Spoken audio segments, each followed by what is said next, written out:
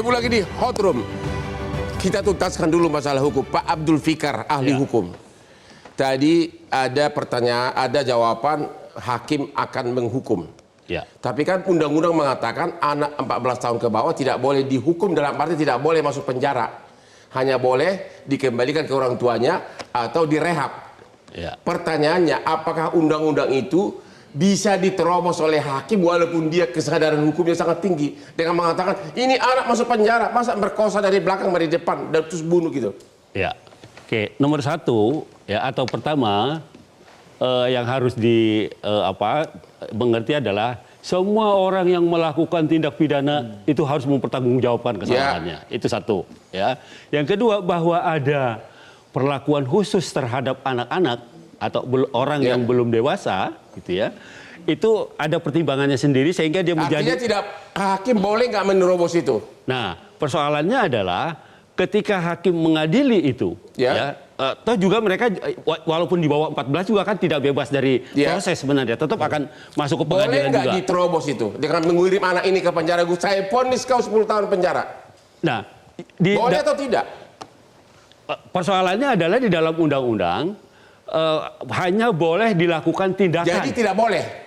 Kalau ditafsirkan begitu, tidak dipidana tapi dilakukan tindakan. Berarti jawaban Bapak, hakim tidak boleh menerobos itu. Tapi ada celah gini, yang dimaksud tindakan itu bisa dilakukan di luar LP maupun di dalam LP. Jadi bisa sebenarnya hakim menjatuhkan putusan, dilakukan pembinaan di dalam LP. Menurut saya begitu tafsirnya. Tidak ada kata-kata pembinaan dalam LP di situ.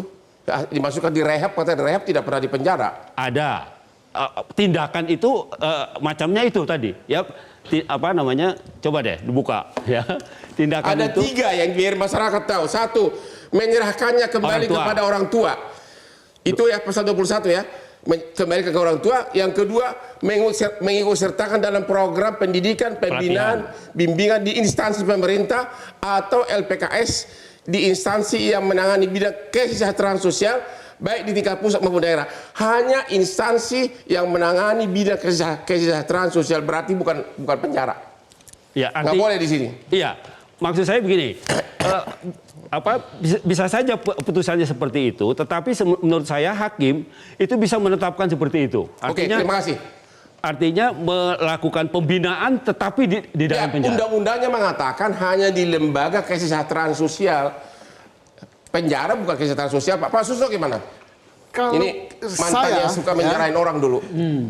Pertama, ikut prihatin, ikut duka cita atas peristiwa ini. Semoga tidak menjalar pada yang lain. Ya. Nah, terkait dengan yang umur 16, saya hormat pada Polisi Tabes Palembang. Harus ditahan. Ya. Harus ditahan, diproses, dan hukumannya pun harus seberat mungkin. Ya. Nah, yang jadi persoalan ada satu umur 13 tahun. Dan 12 tahun. 13 atau 12 ya? Iya, 13, 12 tahun. Yang 13 kita belum tahu tanggal lahirnya berapa. Siapa tahu minggu depan dia udah 14. Nah, kalau dia udah 14 ya harus dia masuk. Nah, ditahan gitu, ditahan dan dijatuhi hukuman. Yang dua, karena undang-undang sudah mengatakan demikian, ya kita harus patuh pada undang-undang. Jadi menurut Bapak itu tidak mungkin diterobos oleh hakim sesuai dengan rasa keadilan masyarakat. Kalau hakim bisa saja. Hakim, yang namanya hakim kadang-kadang. Tapi pasal 1 ayat 1 KUH pidana tidak boleh menghukum kecuali sudah ada undang-undang yang mengatur hukumannya. Iya, tapi hukum yang tertinggi kan keadilan kan. Pengacara selalu bilang begitu, keadilan adalah hukum yang tertinggi. Nah, kalau keadilan hukum yang tertinggi, hakim yang jatuhkan. Jadi Anda mengharapkan hakim berani bikin terobosan ya? Harus. Oke, sekarang kita tanya dulu Ibu Novita, psikolog. Siap. Emang menurut Ibu masih tepat nggak disebutkan umur 16, 15, 14 itu belum dewasa sekarang ini? Padahal di handphone mereka penuh dengan video porno. Enggak, sudah tidak relevan sih dengan dunianya. Karena kalau di dalam ruang konseling saya nomor 1 itu pornografi. Ya. Paling tinggi anak-anak terpapar pornografi dari usia kelas 1 SD, Bang Hotman. Oh ya? Kelas 1 SD, 6-7 tahun itu sudah terpapar pornografi. Ya. Zaman dulu kita SMP, SMA, itu pun juga sulit sekali untuk dibawa dari luar negeri. Ya. Ya. Lalu yang kedua, kita bicara bagaimana otak mereka bekerja pun sudah berubah. Ya. Neuroscience katakan otak anak zaman sekarang dengan otak kita dulu yang belum terpapar pornografi berbeda. Belum kita bicara sekarang dengan terpaparnya kekerasan. Ya. Kekerasan di dalam rumah mereka dan pola asuh, parenting yang tidak tepat yang melakukan kekerasan. Ya. Anak jadi meniru, jadi ada pola peniruan di sana. Ya. Lalu yang lain ada peer pressure, Bang. Kita bicara tekanan dari pertemanan. Anak-anak di usia ini, orang tua tidak menjadi fokus mereka lagi. Yang didengar adalah teman-temannya. Apa kata teman jauh lebih penting daripada apa Jadi kata orang menurut tua. psikolog, untuk pengertian yang tidak boleh ditahan itu, batas umurnya zaman modern ini berapa tahun? Sekarang ini kan 14. 12 tahun, Bang. 12 tahun. Begitu ya? 12 tahun. Tapi yang memperkosa umur 12. Perkosa 16 tahun. Atau mungkin 11 tahun. 16, 12 dan 13, ya. Ya. Jadi buat saya usia 12 tahun pun itu sudah harus diubah, harus ada revisi. Pak Aceh Hasan, itu harus ada revisi, harus ada ilmu-ilmu baru bicara tentang neuroscience dan perubahan dunia dengan digitalisasi ini itu mengubah cara berpikir anak. Coba dibayangkan, anak 12 dan 13 tahun bisa memperkosa setelah meninggal. Dibawa lagi ke tempat lain, melanjutkan pemerkosaan 2 kali diperkosa. Dan ini di dalam tempat yang berbeda, yang tidak ada di dalam nalar manusia yang normal kalau kita bicara dulu. Jadi kalau buat saya perlu harus ada rancangan. Ini undang-undang tahun berapa ya? 2012 ya? 2012. Berarti sudah ketinggalan zaman ya. Betul. Baru-baru ini juga Hotman 911 juga menangani kasus di Jakarta Utara di Taman Kota. Di Taman Kota juga umur 13 diperkosa oleh anak juga di bawah umur 14. Satu pun nggak ada yang ditahan karena undang-undang ini. Itu di Taman Kota Jakarta Utara. Ya, benar-benar keji sekali. Jadi undang-undang ini Pak DPR gimana? Nanti DPR udah mau berakhir lagi masa jabatan gimana nih Pak? Ya, saya setuju ya bahwa setiap regulasi termasuk di dalamnya undang-undang juga harus melakukan adaptasi terhadap berbagai perubahan, terutama perkembangan dalam konteks ini adalah perkembangan psikologi manusia ya.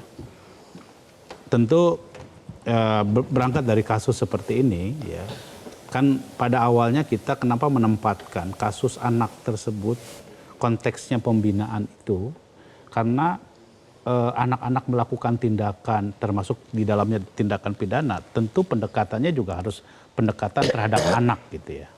Bukan pendekatan memperlakukan seperti orang dewasa.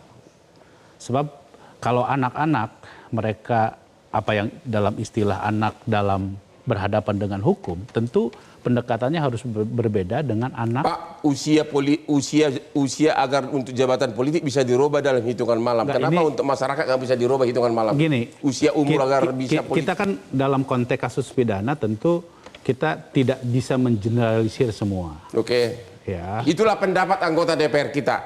Sekarang saya mau tanya dulu tante dari keluarga korban. Apa perasaan ibu setelah mengetahui para pelaku tidak ditahan, 3 orang, bahkan keluarganya pun tidak ada yang datang minta maaf? Silakan. Dan apa himbauan ibu? Kami sangat kecewa. Kami sekeluarga besar sangat kecewa. Kami menginginkan keempat pelaku itu dihukum seadil-adilnya. Karena ini kasus pembunuhan dan pemerkosaan yang sangat keji. Di luar akal sehat kita, anak di bawah umur bisa melakukan perbuatan sekeji itu. Himbauan kami kepada pemerintah, seluruh kepemerintahan, kami mohon tegakkan keadilan bagi kami. Ini kami merasa sangat tidak adil. Keponakan kami diperkosa, dibunuh dengan secara keji. Kami mohon kepada bapak-bapak semua, bantu kami. Itu yang hanya saya bisa ungkapkan. Apakah keluarga korban dari 4 keluarga ini sudah mendatangi bapak dari korban? Tidak ada sama sekali itikat baik bagi orang tua keempat pelaku. Tidak ada. Tidak ada kata bela sungkawa. Tidak ada keprihatinan kepada keluarga kami. Seolah mereka menutup mata. Seolah anak mereka itu benar. Di sini kami sebagai keluarga sangat kecewa, sangat hancur. Karena nyawa mungkin buat mainan bagi mereka. Kami mohon kepada seluruh aparat pemerintahan, tolong bantu keluarga kami. Tuntaskan. Beri kami keadilan. Bagaimana perasaan bapak bapak kandung dari almarhum nih, yang dari keluarga pelaku pun tidak ada yang mendatangi entah apa kayak gitu loh. Gimana Pak? Nggak bisa bilang lagi saya, Pak. Gimana Pak? Nggak bisa bilang lagi. Nggak bisa bilang apa-apa lagi. Iya, saya minta tolong semua Bapak pejabat, tolong hukum dia seberat-beratnya. Bapak pejabat tolong dia hukum seberat-beratnya. Terus apa himbauan Ibu, undang-undang yang mengatakan tidak boleh dipenjara anak di bawah 14 tahun, gimana himbauan Ibu? Himbauan saya itu tidak adil bagi kami, Pak. Ya. Karena apa, Pak? Jika undang-undang itu terus berlaku, mungkin anak-anak di bawah umur ini akan disalahgunakan oleh orang-orang dewasa untuk melakukan kejahatan. Ya. Dengan cara melakukan pernyataan di bawah umur. Bahkan anak di bawah umur pun sudah berperilaku melebihi orang dewasa. Iya, itu. Gitu ya. Iya. Oke, kita istirahat dulu. Hati sangat pedih hanya karena undang-undang pelaku kejahatan bebas begitu saja. Ketemu lagi di Hot Room.